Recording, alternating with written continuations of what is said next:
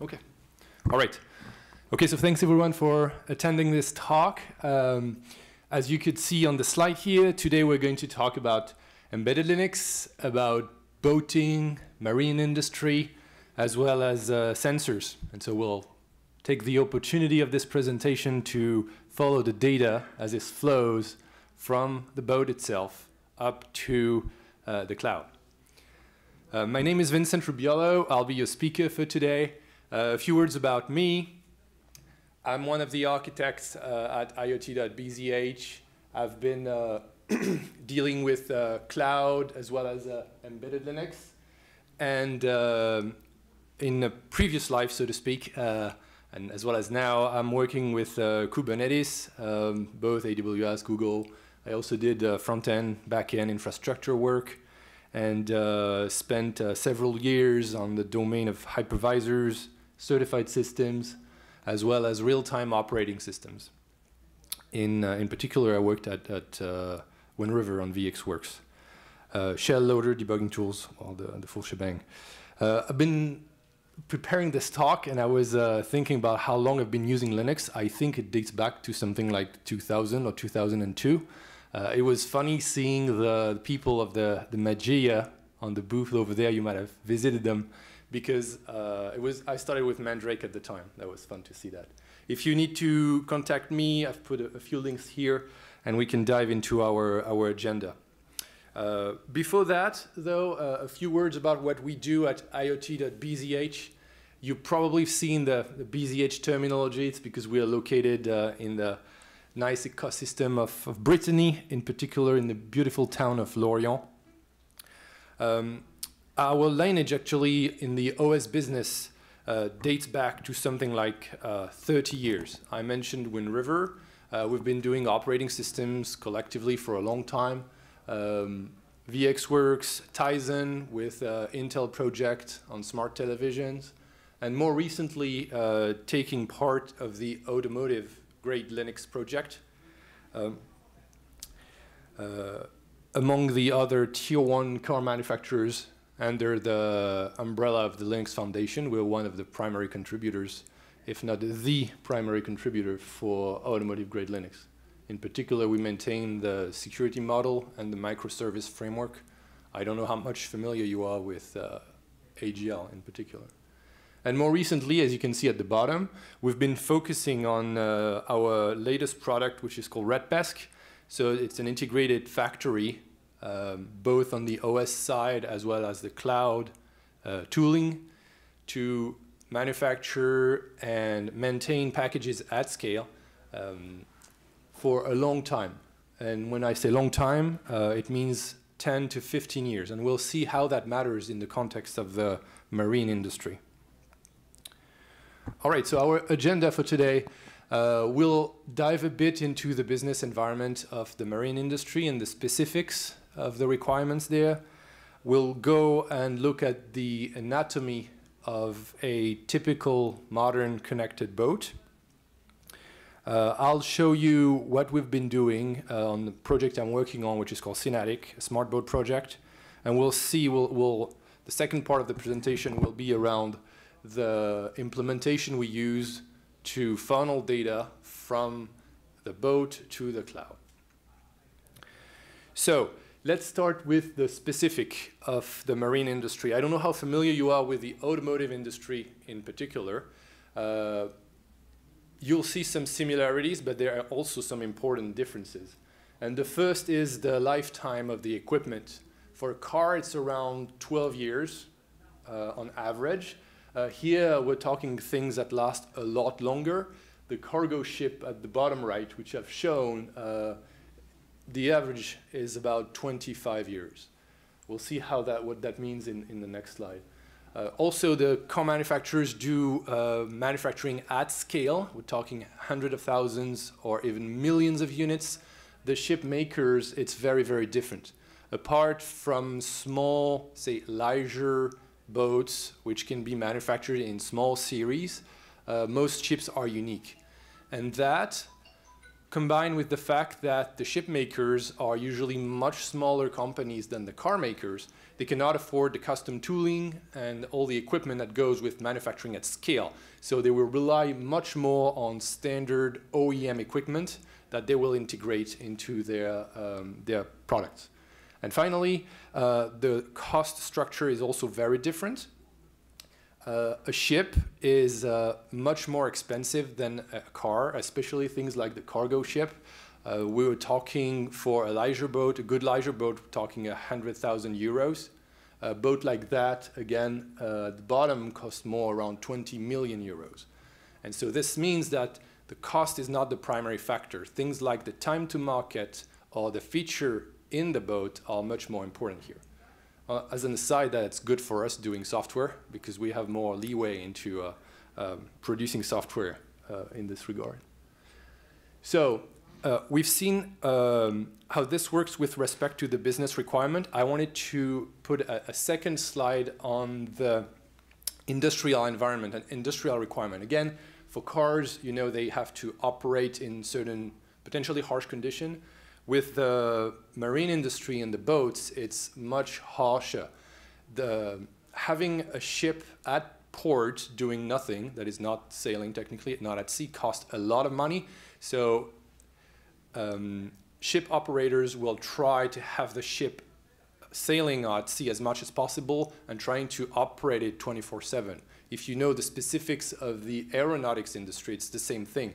When the planes are not flying, they're costing money. So that means that operation-wise, 24/7 is almost the norm. They operate in very unfriendly hardware environment, seawater, cold temperatures, shocks, vibration, and that combined with the lifespan that they have, they gear more towards something that is a civil infrastructure platform. We're talking things like bridges, plants, dams, than actual technological object here.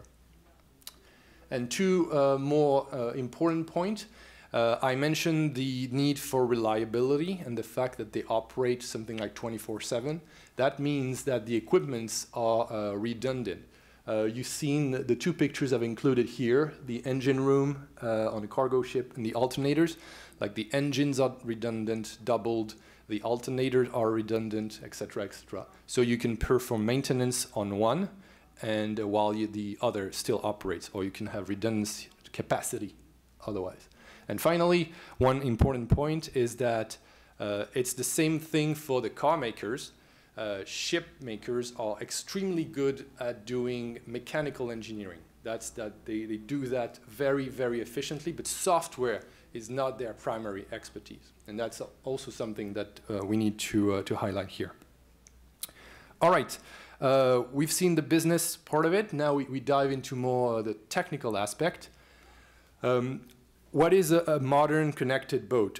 For those of you who worked in the industrial equipment or industrial environment, that will probably ring a bell. Many different topologies, buses that are used to connect the equipment. We're talking different protocols like Modbus or CAN for industrial equipment, combined with NEMEA 2000 for marine style equipment like wind vane, anemometers, things like that. On the connectivity side, modern boats are most always connected to the internet, but they do so through a link that is often unreliable and for which the bandwidth is changing. I've put 3 examples of the connectivity that is used at port. That would be Wi-Fi, 4G, up to something like 30 miles from the shore, and satellite, which provides an always-on link, although the bandwidth changes depending on where you are, and it's also very costly. So this means that any connectivity solution that is deployed on such boats need to take that into account and potentially prioritize or handle traffic depending on its importance or priority. And finally, I won't dive into too many details because I have only 20 minutes. The cybersecurity aspect is very important. I've put the copies of 2 front pages of 2 guides. One is from the IMO, the International Maritime Organization, about the security of vessels and ships, and the other is from the UK Cybersecurity Commission on the infrastructure and the ports cybersecurity. I've included the links at the end if you want more information here. Now that we've talked about connectivity, I wanted to detail what we're doing for the project, which is called CNATIC. That's the first step towards an autonomous vessel. You know about autonomous self-driving cars. There's a similar effort for boats. That project, what we do is we instrument the equipment, we take the data, and we feed that into AI models that are then used for predictive maintenance. It's a project sponsored by the ADEME agency, right? The French, with the logo you can see at the top right. And it's also a consortium. We, IoT.BZH, do the software part, but the ship makers are there. The university is there for the AI part. So it's a group effort. And we use our demonstrator, the Almac, which is mooring in Concarneau in Brittany. You can see a picture of it at the top right. 44-meter long, so it's a pretty significant and big boat. 25 people on board. It's used to train the foreign defense officers. So they go and they get trained on defense exercises and handling such a ship there. Data collection-wise, that's the third bullet point. What we do here is we instrument the main engine, the diesel generator, so they are connected through J1708. It's actually a much, much older protocol. You remember what I said about the industrial part. When you have an engine and it stays there for 25 years, it doesn't use the latest HTTP/REST protocol, you might have guessed. So we interface with that. NMEA 2000, as I said, it's a marine vessel. And we also have simulated models to inject faults, spurious data, whatever we want to do, that the hardware cannot. That goes to a pretty standard Siemens PLC, which is also used in the industry. And that gets us the data from these multiple sources out through Modbus, the protocol Modbus. And that's where we connect with our gateway over there. The cloud connectivity, I hinted a bit at that. It has tagged priorities and data queues so we can handle the changing bandwidth. And I'll get to that in a bit with the rest of the presentation. So that's it for the CNATIC project. And on that project, we have designed, so this is a diagram. Hopefully it's readable. I think so, yeah. So that's the data path that we followed to funnel the data from the sensors to the cloud. So I'm going to dive a bit on the diagram here. Three main parts, basically. On the left, you have the boat. On the right, you have the shore. And in the middle, you can see that green round shape is a microservice that we use and we design to sync the data between the two sides. So how that works is you can see at the far right, sorry, I don't have a microphone here I can move with. You can see the boat over there. We pull the data out of the boat and we stage it into a local Redis data store. So we do that through our microservice framework. And that data, once it's in the Redis data store, again, it has the tags allowing us to identify it. We have a microservice that we use, and it syncs the data selectively based on the priorities and the bandwidth available to a remote data store, the one on the right, that sits on the shore, I mean in the cloud, but on the shore. And technically speaking, I won't dive into too many details. We can discuss that a bit later. But it's akin to some kind of a mount, except that it's HTTP. The microservice framework allows to be location unaware. The service don't know where they're running. Like the microservice on the boat actually thinks it's talking to another local data store, whereas it actually flows through the cloud. And on the right, once we have arrived on the Redis data store on the right, we can then jump into any IoT hub. I've put the usual suspects above there. That or the alternative is an on-prem infrastructure, which is yours. So you have we can choose here. We chose the second part, deploying our own infrastructure there. Right now, implementation-wise, this is done through an LXD container. That allows us to easily deploy it either on the cloud or locally on a machine. And we can easily extend that to run on a casual orchestrator like Kubernetes. We have an engine that can generate containers of different format. You might have used it actually, a Packer from HashiCorp, which is a very good tool. So that allows us to have the data flowing from one end to the other, and we do that securely. And I'll get to that in a second about the security aspect to it. So one important thing, I've put another diagram, which was not present in the first one, is that security-wise, there are two aspects to security. One is static, that user is allowed to access that data, and that is built into the system, it does not change. And the other is actually a dynamic, context-dependent thing. And another block which we wrote, we call it the OpenID Connect Secure Gateway. We can model a pretty complex scenario, like think about a ship mechanic that actually goes to the engine room, tags in front of an NFC badge reader, and after entering the main engine room, might be logging in onto a computer there to perform maintenance-related tasks.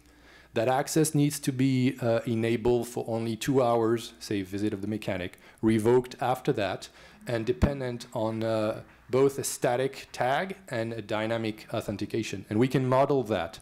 We can basically, that block allows us to map between a remote social identity, like the one I've put logos over there, the one you have in GitHub or Facebook, whatever.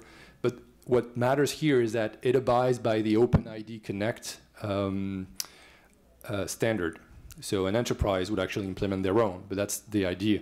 And so users would have permission associated with that, and they would be bridged and mapped to the static permission I talked about earlier, which are baked into the system. And that way we can model complex scenarios like that. So it acts a little bit like a security firewall, except that it takes into account these more complex and dynamic scenarios here. There is a more complex matching level with respect to the level of assurance, depending on the various criticality and severity importance of the data. That component allows us to do this kind of mapping here. Let me see. Yes. And one important thing you've seen on the left, I've put a logo, the Zephyr logo, RTOS part. We're able to do that kind of mapping on both Linux-based system as well as a real-time operating system, in this case Zephyr. The microservice framework I talked about actually runs on both environments. And that allows us to bridge into a more safety or certified environment in this case. That's something that is of interest. All right, that was a lot of things here. We talked about the business requirement of the industry, maritime, how marine vessels rely on a lot of connectivity, which is often unreliable or choppy. It can generate a lot of data. I didn't dive too much into this, but talk like several hundred or thousands of sensors. Cybersecurity is very important on both the vessel, at port, and in the cloud. And finally, I ended up showing you what this means and what we implemented in terms of the design of that data path, data flowing for the Synatic project here, which makes use of the microservice framework we developed and OpenID Connect in addition to that.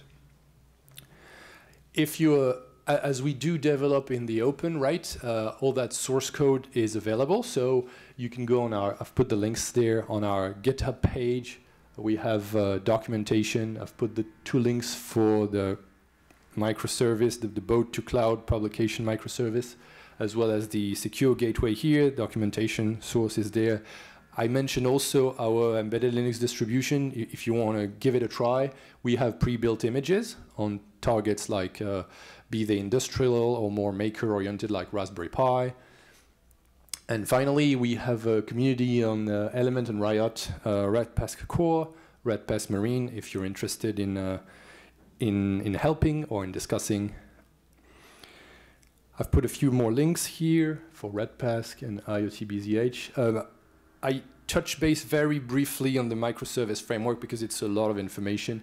There is a very good presentation by José, one of our architects, that he gave on that framework, what it allows in terms of security and location awareness. You will find it over there.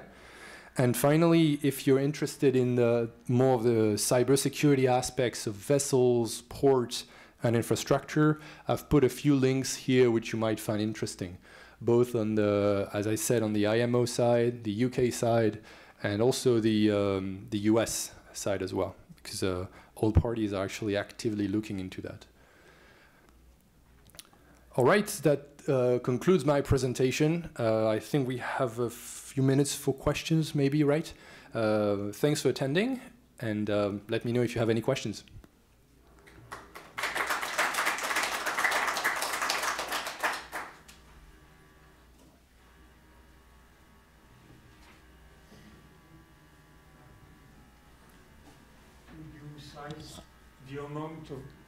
Would you size the amount of data transferred to the cloud? I mean, number of sensors, acquisition rates, and tell us if everything is sent outside of a boat, or do you keep more information inside? Yeah, that's a very good question. So you're asking about the volumetry and whether we keep the data or sync everything. Yes. So the answer is we sync. I did not elaborate, but the replication between the 2 Redis data stores, you know, the one on the boat and the one on the cloud, you might have asked, especially if you work with Redis already, well, what's the difference between actually enabling replication on your Redis data store? If you have a multi-master setup, you can do replication. Well, the thing is, if you do replication using what's provided in Redis, the problem is as soon as the link goes up, then everything flows. All the data is replicated. And you might end up syncing a lot of bogus or less important data, whereas your critical data actually awaits in your pipeline to be synced. So what we do here is, I mentioned the tagging of the data, and our agent actually reads into the database, the microservice, and then selectively reads what's important, transfers it to the cloud, and then in the end, well, when we have more connectivity, like say at port, 4G, or when we're over Wi-Fi, we can sync the full amount of data. But right now in the current implementation, it's a sync, so it doesn't, it's not removed in the end. We're doing more tests in terms of volumetry, but we have a pretty significant amount of storage, say hundreds of gigabytes or terabytes, so it's not really a problem right now. But in the end, we might remove some data off the boat to send it, and I mean send it entirely in the cloud. And the other thing which I didn't mention is the AI part. Once that data is in the cloud, then it goes into machine learning models, so we can infer things from what happens on multiple boats, like on a fleet. Yeah.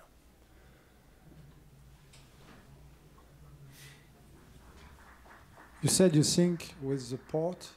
Do you have boats going around the world with the system? Yeah, so right now the system is devised to go around the world in terms of boats, especially on the connection site. You know, I mentioned the satellite communication, right? That allows to have full connectivity wherever you are on the globe. One of our partners is managing the data link in terms of the SATCOM subscriptions. So we go through their connection, you say, well, a box is a word basically. It bridges the links, the SATCOM link, the Wi-Fi link, the 4G links, and we can have connectivity wherever we are, basically. But that connectivity varies because depending on where you are on the globe, the satellite cell does not provide you with the same bandwidth. Yeah, it can go from as much as, say, as I mentioned, 2 megabytes to a few kilobytes, basically.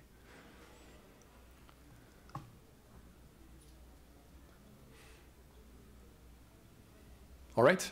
Okay, well, thank you, everyone.